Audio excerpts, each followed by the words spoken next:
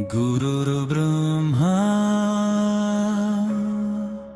गुरुर्विष्णु गुरुदेवो महेश्वरः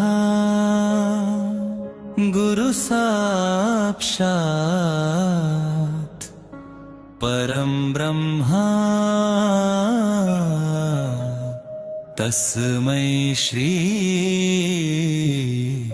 गुरवे नमः।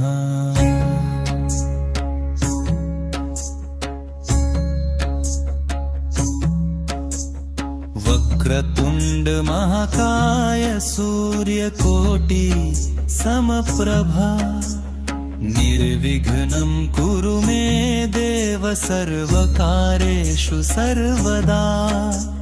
या देवी सर्वभूतेषु शक्तिरूपेण संस्थिता नमस्तस्यै नमस्तस्यै नमस्तस्यै नमो नमः।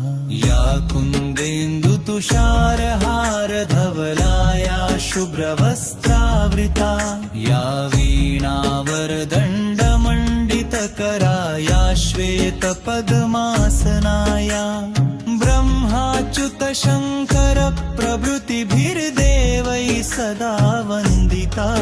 सा मां पातु सरस्वती भगवती निःशेषजाड्यापहा। सर्वमङ्गलमाङ्गल्ये शिवे सर्वार्थसाधिके शरण्ये त्र्यम्बके गौरी नारायणी नमोऽस्तुते।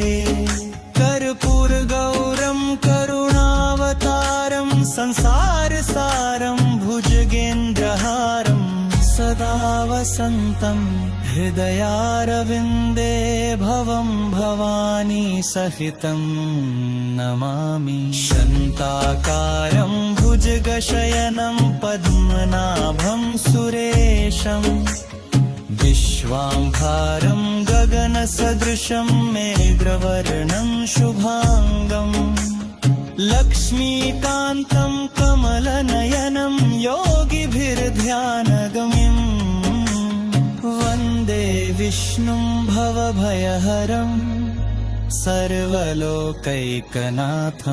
रामाय रामभद्राय रामचन्द्राय वेधसे रघुनाथाय नाथाय सीताया पतये नमः।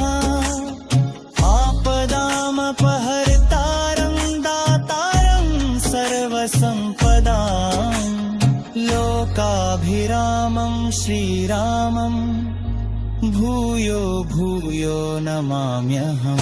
वसुदेवसुतं देवं कंसचाणूरमर्दनं देवकी परमानन्दं कृष्णं वन्दे जगद्गुरुं।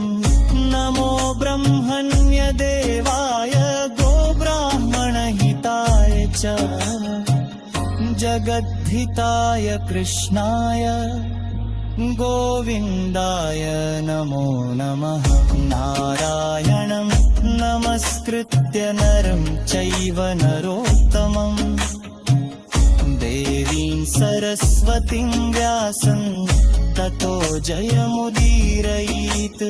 मनोजवं मारुततुल्यवेगं जितेन्द्रियं बुद्धिमत्तां वरिष्ठं वातात्मजं वानरयूथमुख्यं श्रीरामदूतं शरणं प्रपद्ये।